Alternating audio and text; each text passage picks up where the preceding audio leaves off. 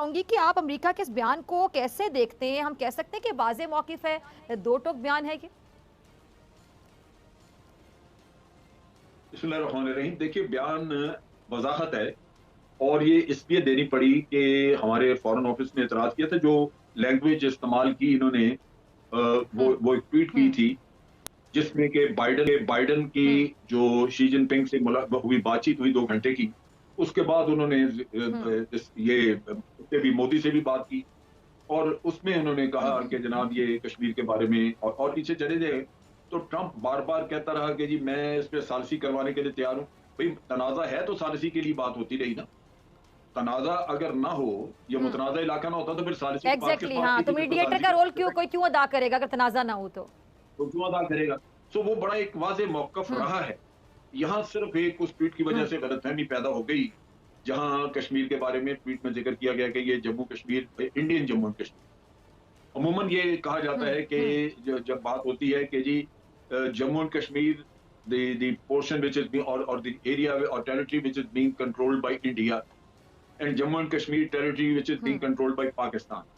तो वो उससे फिर वो हम्म शक व शुबे नहीं पैदा होते जो यहाँ पैदा हुआ उनके एक थोड़ी सी केयरलेसनेस की वजह से। तो बहरहाल अब क्लैरिफिकेशन आ गई है ठीक है। और मैं समझता हूँ कि हम्म फॉरेन ऑफिस ने हमारे ने बहुत अच्छा किया, काम किया इस लिहाज से कि उन्होंने जाहिर किया कि we are very sensitive to these things. ये छोटा सा भी आप अगर मेंशन करेंगे इस तरह हम्म केयरलेसली तो हम उसको भी हम्म चैलेंज करें। तो ये उस लिहाज से ठीक है। मैं समझता हूँ ठीक फॉरेन ऑफिस ने अच्छा किया। ठीक है। ठीक है। अच्छा जनरल साहब आगे चलते हैं। अब ये ट्रंप और जो बाइडेन का जो कंपैरिजन किया जाता है और आपको भी पता है कि वाज़ेह फ़र्क है ट्रंप की शख्सियत में, जो बाइडेन बहुत मुख्तलिफ है उनसे। हम कह सकते हैं कि किसी हद तक मैच्योरिटी लेवल में बहुत फ़र्क है। पॉलिसीज़ में लोग समझते हैं कि पता नहीं आने वाले दिनों में कुछ बहुत फ़र्क आएगा, पाक अमरीका ताल्लुकात पर क्या असरात होंगे। इसके साथ साथ इनके दौर में जो बाइडेन है, आपको लगता है कि जो मसला है कश्मीर का, ये हल होने की कोई सूरत आपको नज़र आती है? क्योंकि इसमें सिर्फ जो बाइडेन का रोल नहीं होगा, बहुत से लोग सिर्फ जो बाइडेन और ट्रंप का कंपैरिजन करते हैं, इसमें फिर एस्टैब्लिशमेंट में बहुत सी चीज़ें आ जाएंगी। जो बाइडेन अकेले तो कुछ भी नहीं है ना। अरे वो ठीक है, लेकिन उनका स्टांस हमेशा यही रहा है और मेरा ख्याल है कि जब वो ये कह रहे हैं कि हमारा कश्मीर पे स्टांस नहीं बदला, तो वो यही है कि अगर दोनों मुल्क हमें रिक्वेस्ट करें कि सारसी कराएं तो हम सारसी कर देंगे, वरना दोनों हम चाहते हम्म हैं कि दोनों मुल्क खुद बैठ के बात करके तो इस मसले को हल करें। अच्छा जनरल साहब, सॉरी मैं आपकी ये बात उनका काट रही हूँ। मैं चाहती हूँ आप नाज़रीन को जरा क्लियर कीजिए, क्योंकि आप गहरी नजर रखते हैं तमाम इश्यूज पर, इंटरनेशनल इश्यूज पर भी। मुझे जरा ये बताइए कि लोगों को जरा क्लियर कीजिएगा कि बहुत से लोग समझते हैं सर जो बाइडेन के आने से, एक सदर चेंज होने से बहुत सी चीजें चेंज हो जाएंगी। तो सिर्फ ये सदर का किरदार होगा, या अमरीका एक बहुत बड़ा मुल्क है, सुपर पावर है, सदर अकेला तो कुछ नहीं है। अमरीका की अपनी पॉलिसीज है, उनका एक अपना सिस्टम है, एस्टैब्लिशमेंट है, बहुत सी चीजें जिसको सदर ने भी साथ लेकर चलना है। देखिए, आज तो भारत उनका इत्तेहादी है, बड़ी कुर्बतें हैं, बहुत जरूरत है। लेकिन जब इत्तेहादी नहीं भी था, एग्जैक्टली पाकिस्तान इत्तेहादी था, तो उस वक्त भी पॉलिसी हाँ यही थी कि भारत और पाकिस्तान दोनों एग्जैक्टली अगर हमें रिक्वेस्ट करेंगे तो फिर हम आपकी सालिसी करा देते हैं। ये ट्रंप थोड़ा कैजुअल हाँ आदमी था तो वो इस तरह की बात कर जाता था कि ऑफ द कफ कुछ कह दिया, वरना ये बड़ी कंसिस्टेंसी है अमरीकी पॉलिसी में। कई सदर बदल चुके, हाँ कई वक्त बदल चुके, हम इत्तेहादी थे, फिर भारत इत्तेहादी हो गया, लेकिन कश्मीर पे हाँ उनका स्टांस यही रहा है और वो ये कहते हैं कि मुतनाज़ा इलाका यानी है। यानी मैं आपकी बात ये से कंक्लूड कर दोनों सकती हूँ जनरल साहब, मैं कंक्लूड कर सकती हूँ कि सिर्फ एक जो सदर का चेहरा चेंज हुआ है, नाम तब्दील हुआ है, कि ट्रंप की जगह जो बाइडेन आ गया, तो उससे बहुत ज्यादा उम्मीदें हमें नहीं लगानी चाहिए। हमें पूरे सिस्टम को कतन नहीं, समझना कतन होगा। नहीं। बिल्कुल, बिल्कुल वो ठीक पॉलिसी है। में बड़ी कंसिस्टेंसी है, उसको वो छोड़ेंगे नहीं। वो इसी तरह रहेगी जो पहले से ठीक है, चली आ रही यानी अभी हम ये कह सकते हैं कि भारत से अगर इनका मुफाद जुड़ा हुआ है, जो कि वाकई जुड़ा हुआ है, तो अभी भी मुफाद को देखा जाएगा, इंसानियत को नहीं देखा जाएगा कि कितनी गोलियां चलाई जा रही हैं कश्मीर में, कितनी लाशें उठाई जा रही हैं। और फिर मैं अगेन अपने अल्फाज दोहराऊंगी, मैंने लास्ट टाइम भी आपसे प्रोग्राम में शायद बात की थी कि जो इंसानी हकूक के दिन मनाए जाते हैं और इंसानी हकूक के जो अलमबरदार लोग बने बैठे हैं, NGOs बड़ी बड़ी, और ये दिन मनाए जाते हैं बड़े लेवल पर, तो फिर ये मनाने बंद कर देने चाहिए जनरल साहब, क्योंकि प्रैक्टिकली इंसानी हकूक आप देख है। लें, प्रैक्टिकली कश्मीर में जो हो रहा है, ये क्या हो रहा है, इंसान लोगों को नजर नहीं आ रहा, लोग अंधे बने हुए, बहरे बने हुए, गूंगे बने हुए हैं। देखिए, बात यह है कि जो इंटरनेशनल पॉलिटिक्स है उसमें इंसाफ नाम की कोई चीज नहीं। वो मुफादात पे मबनी होती है, ना सिर्फ इखलाकियात मुफाद होती है। हैं। तो हाँ मुल्कों के मुफादात हैं बिल्कुल और ऐसा इन ही है। मुफादात की रोशनी में हम्म वो अपने फैसले करते हैं। अब आप देखिए कि इस पूरी दुनिया हम्म को अमेरिका सबक देता है ह्यूमन राइट्स का। हम्म और आप ये भी ज़हन में रखें हम्म कि हांगकांग में पीछे हम्म चाइना के खिलाफ जब वो मुजाहरे शुरू हुए और उन्होंने थोड़ा बहुत कंट्रोल करने का काम किया, हम्म हालांकि उसमें उन्होंने गोलियां नहीं हम्म चलाई, हम्म हम्म लेकिन उन्होंने हम्म कंट्रोल करने के लिए सख्ती की, लोग अरेस्ट किए। तो ये उसकी मजम्मत करते हैं। लेकिन इन्होंने लाखों लोग सही। मार दिए, अफगानिस्तान में भी लाखों मार दिए, इराक में, लीबिया में जो कुछ हुआ, तो उसके बारे में कभी बात नहीं होती। बल्कि यहाँ तक कि इंटरनेशनल कोर्ट ऑफ जस्टिस जो है, international court of criminal justice जो है, उन्होंने कहा जी हम इन्वेस्टिगेट करेंगे। ट्रंप ने उनको वीजा देने से इनकार कर दिया, उन्होंने कहा जी आपका कोई काम नहीं। और फिर जिन 5-6 लोगों पे इराक में बहुत सारे कोई वायलेशंस करने की थी, इल्जाम था उन पे, उनके ट्रायल होने वाले थे, चीजें साबित हो चुकी थी, ट्रंप ने उनको माफ कर दिया। अब आप देखिए कि यहाँ पे हमारे यहाँ डेनियल पर्ल के कत्ल का किस्सा हुआ, और ये आदमी जो आज उमर शेख सईद उमर शेख या उमर सईद शेख जो है, ये यहाँ पे आपकी टॉप मोस्ट अदालतें यानी कई प्रोसेस से गुजर के, तो उसको अदालत ने कहा जी इसके शवाहिद नहीं है, उसको छोड़ दिया। उस पे अमेरिका को इतराज। हालांकि अपने साबितशुदा जुर्म छोड़ना चाहे छोड़ देते हैं, ट्रंप ने माफी दे दी।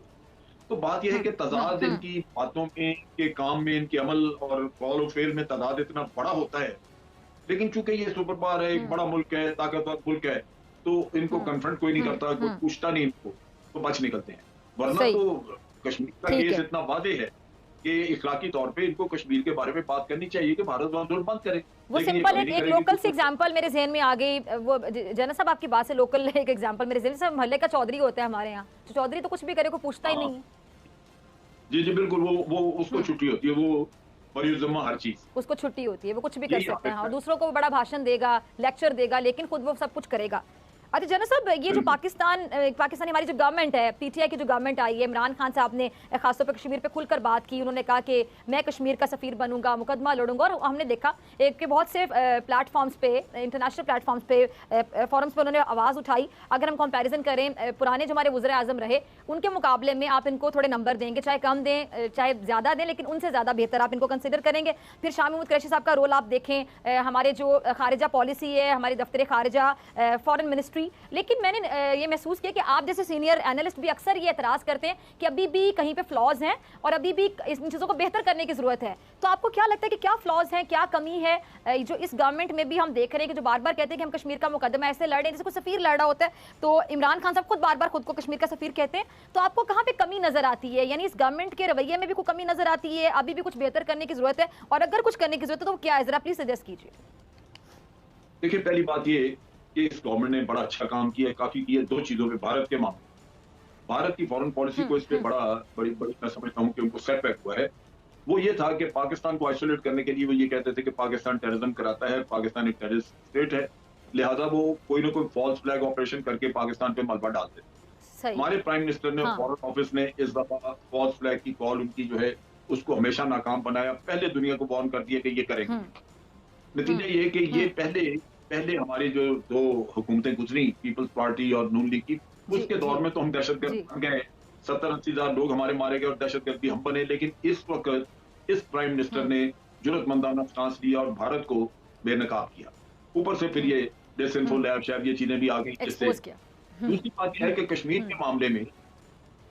के मामले में हमने फर्म स्टांस लिया है और काफी कुछ इस पे काम हुआ है, लेकिन एक दो चीजें और हैं करने की जो नहीं करते, ये करनी चाहिए हुकूमत को। अच्छा, उसमें पहली बात ये है, बात ये है कि जिस तरह अफगानिस्तान के लिए हमने एक फोकल पर्सन मुकर्रर कर दिया, कश्मीर का हम क्यों नहीं कर सकते, जो सिर्फ और सिर्फ कश्मीर का काम करे, कश्मीर के मामले में वो स्टेटमेंट तैयार करे। फिर हमने इंटरनेशनली जो हमारे बहुत सारे मुल्कों में, जानने पहचाने मुल्कों में भी और दूसरे मुल्कों में भी, वहां पे थिंक टैंक्स हैं, उनके सामने अपना केस रखें ताकि थिंक टैंक से इसके ऊपर लिखवाया जा सके, इंटरनेशनल मीडिया में आपका पॉइंट ऑफ व्यू आना शुरू। और तीसरा ये है कि जो आपका इलेक्ट्रॉनिक मीडिया है, इसमें रात लेट नाइट को हर चैनल पे 1-2 घंटे का इंग्लिश प्रोग्राम होने शुरू हो ताकि आवाज पहुंचे आपका स्टांस दुनिया तक पहुंचे। हम उर्दू के प्रोग्राम करते हैं, बाहर देखे नहीं जाते, नतीजा ये है कि यहाँ से कुछ भी बाहर नहीं जाता।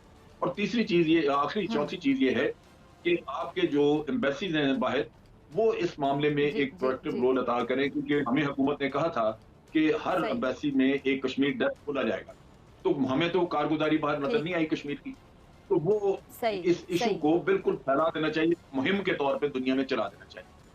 यानी जो जो कहा गया इस पर अमल भी किया जाए, सिर्फ कहा ना जाए, ज़बानी जमा खर्च ना हो।